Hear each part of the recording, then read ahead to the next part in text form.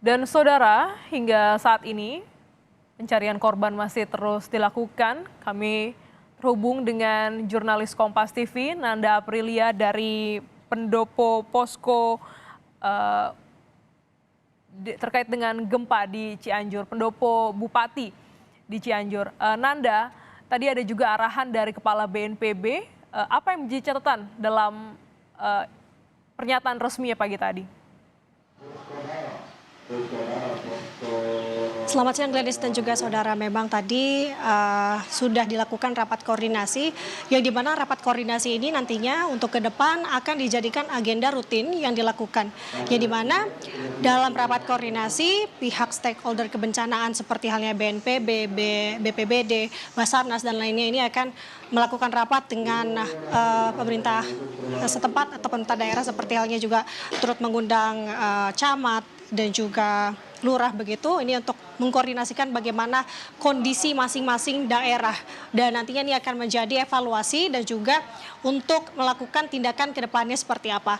Pada rapat koordinasi hari ini memang ada beberapa poin yang disampaikan tadi oleh Kepala BNPB Litjen Suharyanto begitu yang menyebutkan bahwa memang untuk saat ini akan ada 4 kecamatan yang akan ditinjau dan juga akan melakukan proses bantuan begitu, yang dimana 4 kecamatan ini adalah Kecamatan Cijendil, Kecamatan Nagrek, Salakuwung dan juga Cugenang, yang dimana kita ketahui Kecamatan Cugenang ini menjadi salah satu kecamatan dengan dampak yang parah dari gempa bumi pada Senin lalu.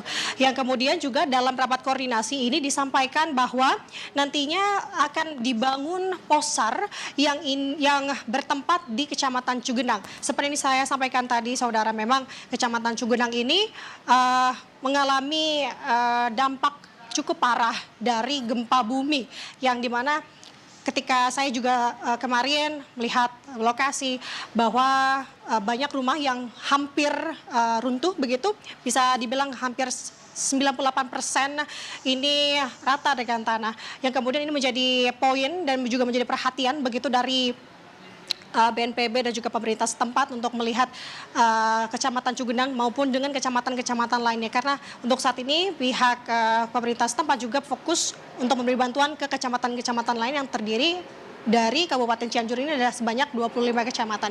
Yang kemudian ada poin lainnya juga, nantinya pihak dari BNPB dengan bekerja sama dengan TNI AU ini akan memberikan bantuan begitu menggunakan helikopter, yang dimana ada sebanyak 3 helikopter, ini 2 helikopter merupakan dari TNI AU dan juga 1 helikopter dari BNPB, yang dimana ini akan memberikan bantuan kepada daerah-daerah yang memang sulit untuk diakses memberikan logistik. Dan untuk daerah sendiri ini masih dalam proses pendataan saudara, yang dimana memang hingga saat ini proses pendataan juga masih terus berlangsung terkait dengan update posisi mana saja yang saat ini sudah diberikan logistik maupun untuk data-data jumlah korban maupun jumlah yang meninggal dunia.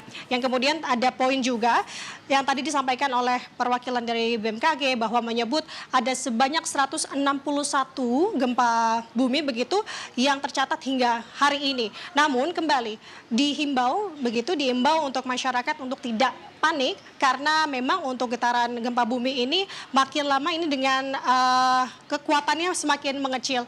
Jadi diharapkan, dan juga kemarin kita dengar penuturan dari Kepala BMKG Nwiko Ria begitu menyebutkan bahwa untuk kedepannya hingga hari Minggu begitu ini akan diprediksi akan ada gempa-gempa susulan, namun kembali untuk intensitas gempanya sendiri ini tidak terasa. Yang kemudian tadi juga disampaikan oleh Kepala BNPB, jika memang ada keluhan maupun ada aduan begitu dari pihak masyarakat khususnya ini pengungsi, ini bisa langsung menghubungi hotline, yang dimana ini hotline khusus dari BNPB, yang dimana ini di nomor 0821 2399 3982. Di nomor tersebut masyarakat bisa mengadukan terkait dengan bantuan-bantuan yang memang mungkin dirasa memang belum secara merata begitu. Yang kemudian juga terkait dengan bantuan saudara, di tempat saya melaporkan saat ini di Pendopo Kabupaten Pemkab Cianjur, memang ini menjadi titik lokasi informasi terpusat begitu. Yang kemudian juga ini ada beberapa posko-posko lainnya yang didirikan di sekitar lokasi. Jika terlihat di bagian selatan begitu, ini ada posko-posko yang didirikan dari Kemenkes begitu, dan juga ada posko center. Memang ini jaraknya berdekatan, ini dimaksudkan agar masyarakat lebih mempermudah dalam pengaduan. Yang kemudian terkait dengan posko center ini memang sudah didirikan pasca terjadinya gempa bumi pada Senin kemarin, yang kemudian ini jam operasionalnya selama 24 jam begitu, yang dijaga oleh stakeholder seperti BNPB dan juga BPBD begitu. Oke, ini untuk baik. menerima laporan warga tentunya. Ya, dari Posko Center ini juga Ya, baik, menjadi Glenis. sorotan hingga saat ini adalah masih banyaknya warga yang belum mendapatkan bantuan. Bagaimana rakor tadi terkait dengan kecepatan penyaluran bantuan? Bagaimana koordinasi dan juga distribusinya?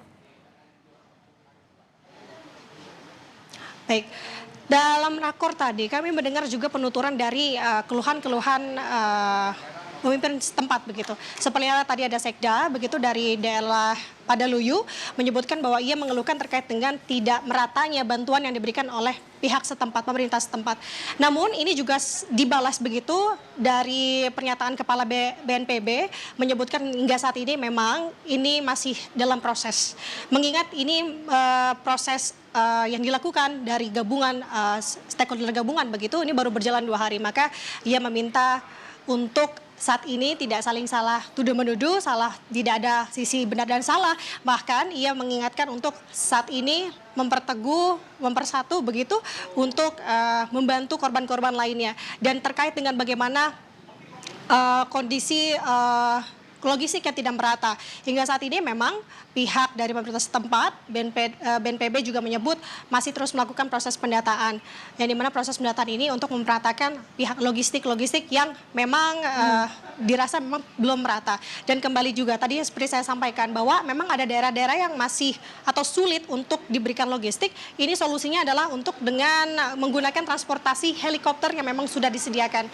Dan kembali untuk daerah tersebut hingga saat ini memang masih belum diketahui karena masih harus dalam proses pendataan. Glenis. Oke, baik. Jadi memang pengerahan bantuan logistik ini diharapkan juga bisa melalui jalur udara menggunakan helikopter ke sejumlah titik lokasi pengungsian yang belum bisa dijangkau hingga hari ini. Terima kasih Nanda Aprilia atas laporan Anda.